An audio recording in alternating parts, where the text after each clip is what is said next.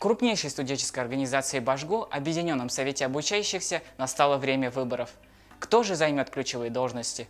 Узнаем в нашем сюжете. Активную деятельность в стенах Башкирского государственного университета ведет Объединенный совет обучающихся. Каждые 2 года в организации избирается новый состав руководства. Сегодняшнее собрание, на мой взгляд, было достаточно неожиданным, потому что никто до последнего момента не знал, кто будет избираться, кто хочет делегироваться, и очень было интересно именно наблюдать за дебатами. Очень рада, что люди задавали вопросы, что мы все по-разному на них ответили, и вот эти разные точки зрения, возможно, потом в будущем как-то сойдутся. 14 апреля на выборах присутствовали координаторы со всех факультетов, общежитий, студенческих структур и даже филиалов.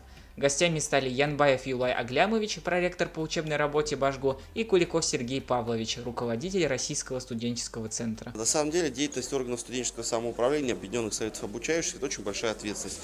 Будь то проекты с БРИКС и ШОС, студенческим спортом, соцзащитой, медиа, патриотическим воспитанием. Все эти проекты очень ответственные, потому что от того, как ребята будут их реализовывать, зависит поддержка деятельности Объединенного совета обучающихся со стороны студенчества, востребованность деятельности Объединенных советов обучающихся и в конце концов вообще эффективность работы с молодежью в Башкирском госуниверситете. На пост руководителя Объединенного совета обучающихся было выдвинуто сразу 3 кандидатуры. Каждый из них предложил свою программу дальнейшего развития. По итогам выборов победила Сафуанова Алина, студентка 2-го курса факультета философии и социологии.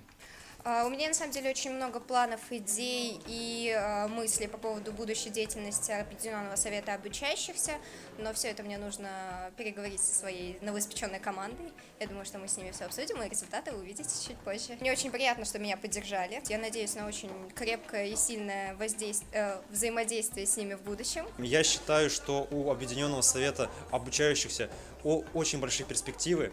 У него есть все необходимые для этого ресурсы, все мощности. И в принципе, при грамотном руководстве и распределении сил у ОСО будут очень хорошие результаты и перспективы как на уровне нашего университета, так и на уровне республики и в дальнейшем всей страны. Динар Кагарманов, Гузель Азнаева, специально для Правком ТВ.